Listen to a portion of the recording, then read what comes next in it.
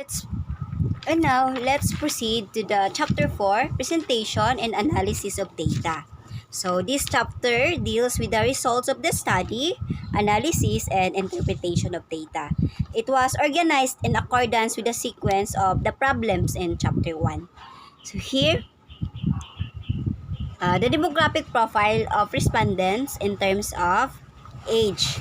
So here, based on the table 1, so most of the respondents here fall on the age bracket of 25 to 34 with a percentage of 47.62, followed by the age bracket of 35 to 44 with a percentage of 33.33, and the least number of the respondents falls on the age bracket of 18 to 24 with the lowest percentage of 19.05.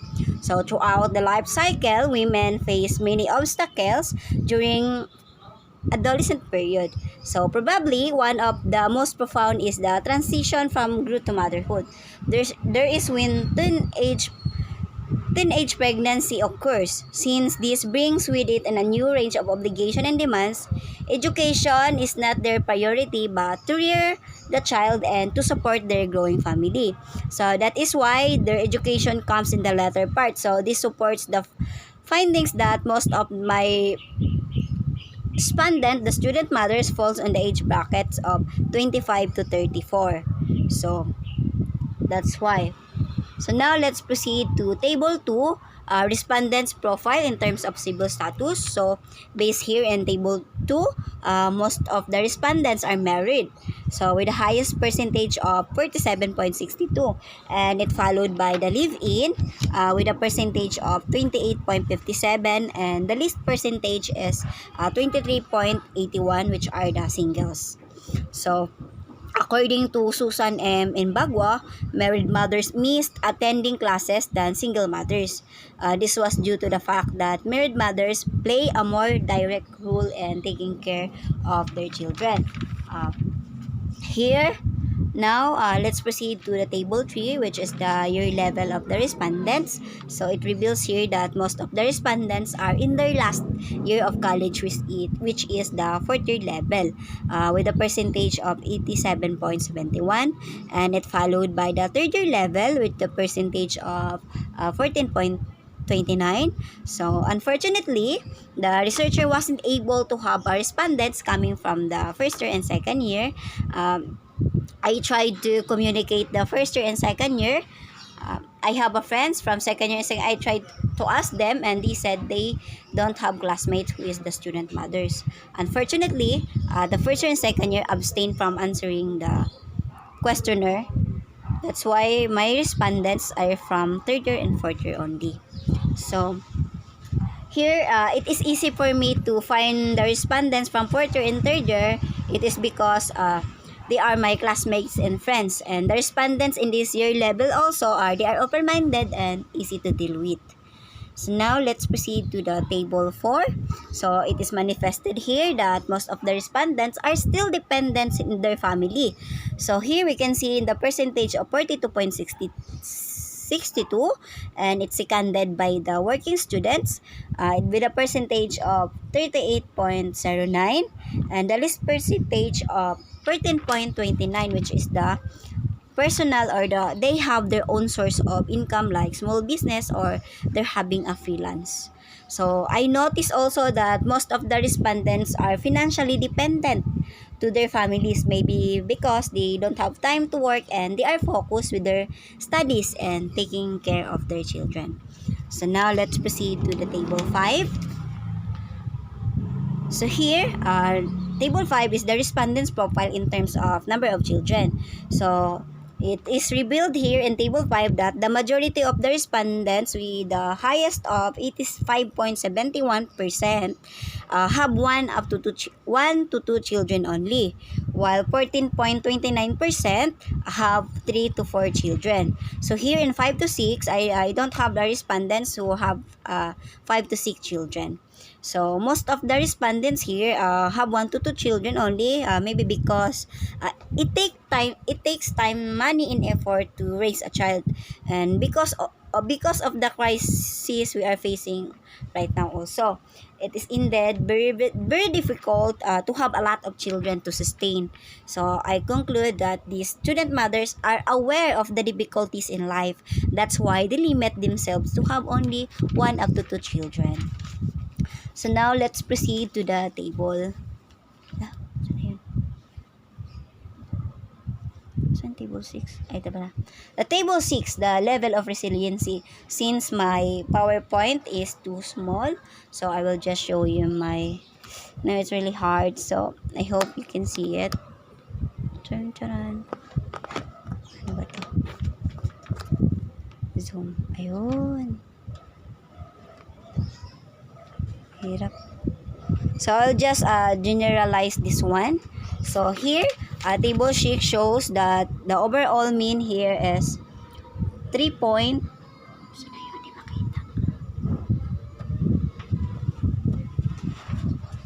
Hindi makita. The overall mean is 3.88, which denotes that the student mothers are still moderately resilient when it comes to their level of resiliency. So most of them are extremely resilient and taking challenges in poverty as an inspiration. Ano ba yun? Okay, pardon with my table because it's too small, because it's really hard to cut the table. As mom said, it's a violation. So now I'll just explain this one. So most of them are extremely resilient in terms of taking challenge and poverty as an inspiration, especially to the student mothers who came from a poor family with a mean of 4.62. So they can manage their time even if it's very hectic and demanding with a mean of 4.43. Here, the 4.43, and they can manage to study well with even if they are away from their family members. So most of the respondents moderately resilient that they will not give up with the mean of 4.10. They are somewhat resilient. They're somewhat resilient that they can study well even if the classroom is dirty and conducive. This one. Sorry for my table. They are somewhat resilient also that they are pressured by the increasing fees and the cost of education. The cost of education is number 12. And lastly, they are somewhat resilient that they could bear the heat and other unfavorable conditions inside the classroom in the campus. While most of the indicators here, we can see here, are moderately resilient. They are moderately resilient enough to handle changes and some difficulties in life they encounter. So we can see here they are moderately resilient. So resiliency is the most powerful weapon in facing the challenges and difficulties in life. So according to Stockholm Resilience Center, resilience is the capacity of a system, be it an individual, a forest, a city, or an economy, to deal with the change and continue to develop. It is about how humans in nature can use shocks and disturbance like a financial crisis or climate change to spark renewal and innovative thinking. So this table 6 answer the statement of the problem number 2. So here the table 1 up to 5 answer the statement of the problem number 1, which is the demographic profile of the respondents. Now let's proceed to the table 8, which is the coping mechanism. So here, coping mechanism of the respondents in terms of demands of support for child care. So the table further interprets that What is this? Ano to? Saan yun? Ito pa yun eh. Sorry. I skipped the table number 7. So here, the table number 7 coping mechanism of the respondents in terms of preparation for examination. So the table further interprets that 71.43% of the respondent choose to study at night when the baby is asleep, followed by the 57.14 who relies on their husband and relatives to help take care of their babies. So while 19.05% of the student mothers engages in group activities and only one of them organizes special classes with tutors or professor when they do not understand the lesson, with a percentage of 4.76. So maybe because of the respondents do not have ample money to hire tutors for special classes. So this coping mechanism is adopted by the student mothers, especially in preparation for examination. So these coping strategies are very helpful for them in handling difficult situation. So now let's proceed to the table 8. So the table 8 presents the responses of the student mothers on demands of support for childcare. So most of the respondents here leave their children with divorced relatives or siblings with a percentage of 85.71, and I presume that the student mothers are confident enough to leave their children to their relatives, maybe because to the relatives, particularly to their parents. While here the 19.05 takes children with them in school, maybe because they do not have someone to leave their children, while the 14.29% skips face-to-face meetings to take care of their babies. And this may be possible for student mothers who are experiencing inevitable situations such as their child is not feeling well or they are undergoing family conflicts. So least of them pay a helper of their children, maybe because only few of them afford to pay a helper who can take good care of their children, with a percentage of 9.52%. Now let's proceed to here taking care a child as a student mother was anonymously regarding as a big responsibility. That is why coping mechanism enumerated on the previous page are practiced by the respondents in order to address such difficulty. Now let's proceed to the table 9. So here table 9 presents the responses of the student mothers on the coping strategies for financial challenges. So it could be gleaned here that in table 9, most of the respondents relies on their husbands and relatives with a percentage of 71.43. So I presume that maybe the student mothers focus on their studies in taking of their children. That's why they relies on their husbands and relatives and financial. While here 38.10% of the student mothers looks for part-time job, maybe because they don't have someone to support their financial needs or they are single. There are two of the respondents who minimizes attendance and expenses on social media gatherings with a percentage of 9.52%. Because in order to cope for financial, because attending social gatherings it requires time and money, so that's why they make a wise decision to minimize attending gatherings so that they can use their time and money for their children and family needs. So now let's proceed to table 10. So here the coping mechanism of respondents in terms of time management. Table 9 pata ako. Sorry. Here, I'm not finished yet. Meron pa pala. So here, and table 9, lastly, none of the student mothers arranges free transportation from colleagues and other lending institutions, and lends money from colleagues or other lending institution, maybe because they are stable enough in terms of financial. That's why they don't lend money to their friends and colleagues. Now, let's proceed to Table 10, the coping mechanism of the respondents in terms of time management. So, as could be gleaned here in Table 10, all of the respondents make a plan for daily, weekly, and monthly routine with a percentage of 100%, with a total of 21 respondents answers the make a plan for the daily, weekly, and monthly routine.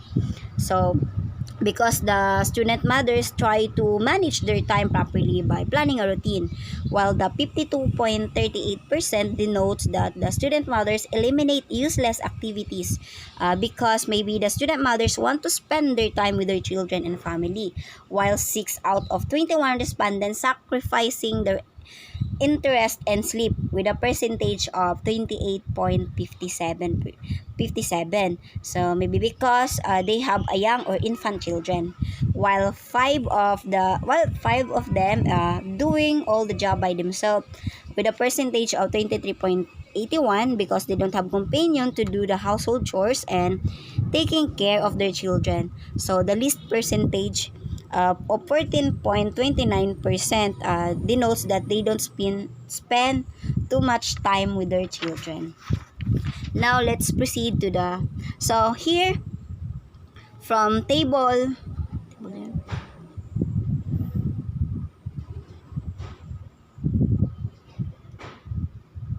from table 7 to Table 10 answers the statement of the problem number 2, which are the coping mechanism of the student mothers. Now let's proceed to the table 11, the academic performance of student mothers, and here the respondents, the 21 respondents, and the first semester and second semester. So I get their first and second semester. Now we can see here that the average grades of the respondents are 1.55 in the first semester, which means that their academic performance is very good. While during the second semester, with an average of 1.62, which means that their academic performance is very good. So the total weighted mean average of first and second semesters is 1.58, depicting a very good academic performance. So, if we're going to compare the academic performance of the respondents in the first and second semester, there is a slight decrease in their grades. That's why maybe because the respondents are preoccupied with so many tasks and due dates, since it is the last semester to complete all the requirements needed. So, here, table 11 answers the statement of the problem number 4, which is the what is the academic performance of the student matters. And now the table 12, the relationship of academic performance versus resiliency, coping mechanism, the topics under it, and the preparation for explanation, demand for support of childcare, coping strategies for challenges, and time management. So that is in table 5, the statement problem 5 and 6. So here, table 12 on the previous page shows that the significant difference between the student mothers of resiliency in coping mechanism and their academic performance. So here, resulting the p-value of 0.032, which is below the level of significance of 0.05, denotes that their academic performance is significantly associated with their level of resiliency. So, however, contrary to what is expected, results show an inverse relationship where Spearman law of 0.470 implies a moderate association. Specifically, results show that they claim to be resilient. They claim to be resilient. So the lower is their academic performance, they are resilient. So that's why here we can see here that the hypothesis is rejected because the academic performance and resiliency there is a significant relationship. Therefore, the hypothesis is rejected. So now, let's proceed for the academic performance versus the coping mechanism. So here, on the other hand, coping mechanism also turns out not to be significantly affecting their academic performance. In terms of preparing for the examination with a significant value of 0.75, for child care, significant value of 0.9.75, and coping strategies for financial challenges, with a significant value of 0.74748, and time management of 0.608, are all not significantly affecting their academic performance. Therefore, the null hypothesis is accepted. Now, let's proceed to the table 13. So, the relationship of resiliency and coping mechanism. So, here, resiliency versus the coping mechanism. Table shows that the significant value shows that the level of resiliency is not significant to the coping mechanism of the student matters. So, the significant value of 0.47, and next is 0.65, 0.78, and 0.21, and 0.65. It shows that the level of resiliency is not significant when it comes to preparation and examination, demands of support for childcare, coping strategies for financial challenges, and time management, respectively. Therefore, the null hypothesis is accepted. Now, let's proceed to the table 14, which is the demographic profile of the respondents. So, here, age relationship. So, age versus the resiliency and the coping mechanism of the student mothers. So, here, table 14 shows that the result of the age is not significantly related to their level of resiliency, which is a significant value of 949, to the different coping mechanism in terms of preparing for examination, with a significant value of 0.55, and the demands of support for childcare, the significant value of 3.17, and the financial challenges of significant value of 3.08, and the time management of 0.67. Therefore, the hypothesis is accepted. So, there is no significant relationship and with the age and the resiliency and coping mechanism. Now, let's proceed to the table 15, the civil status and relationship to resiliency and coping mechanism. So, here, the statistician used the Kruskal-Wallis. Now, the civil status and resiliency. So, the results here that the civil status is not significantly related to their level of resiliency. Therefore, the hypothesis is accepted. And to the different coping mechanism in terms of preparation for examination with a significant value of 0.776, and demands for support for child care with a significant value of 0.29. Okay.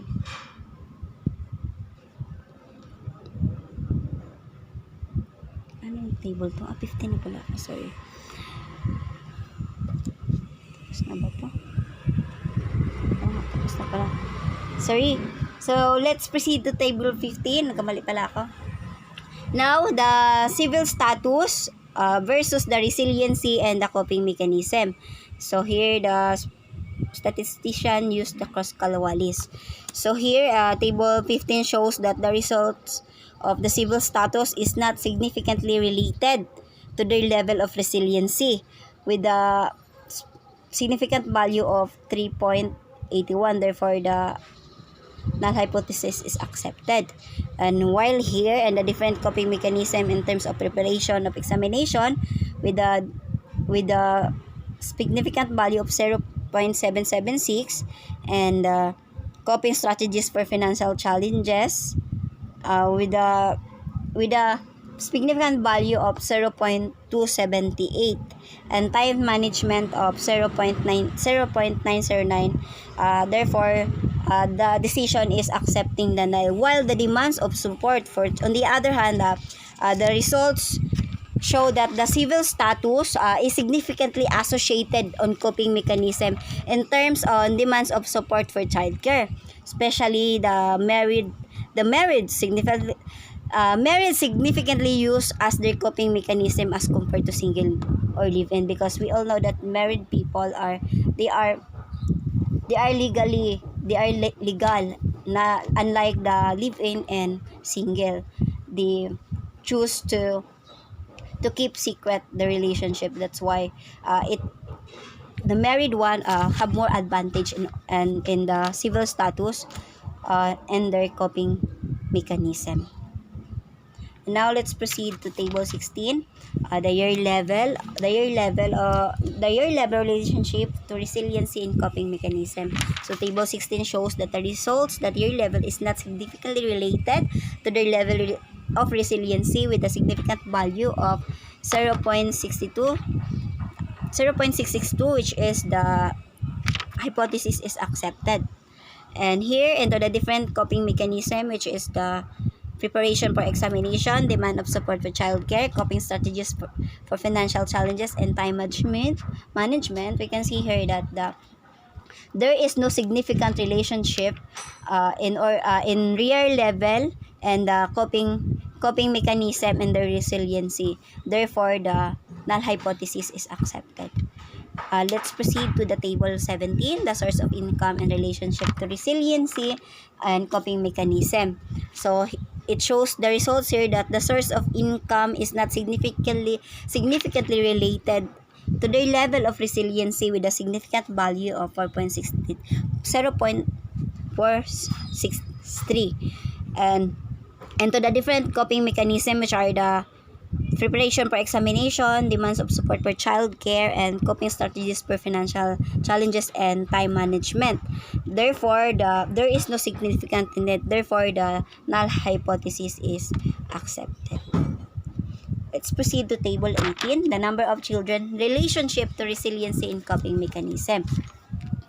Here, the number of children versus the resiliency and coping mechanism. So table 18 shows that the results that number of children is not significantly related to their level of resiliency, with a significant value of 0.27, and to the different coping mechanism in terms of preparing the examination, with a significant value of 817, the demands of support for childcare 0.669, and the coping strategies for financial challenges 0.333, while the time management is 0.841. Therefore, there is no significant relationship between the number of children, the resiliency, and the coping mechanism. Therefore, the null hypothesis is accepted.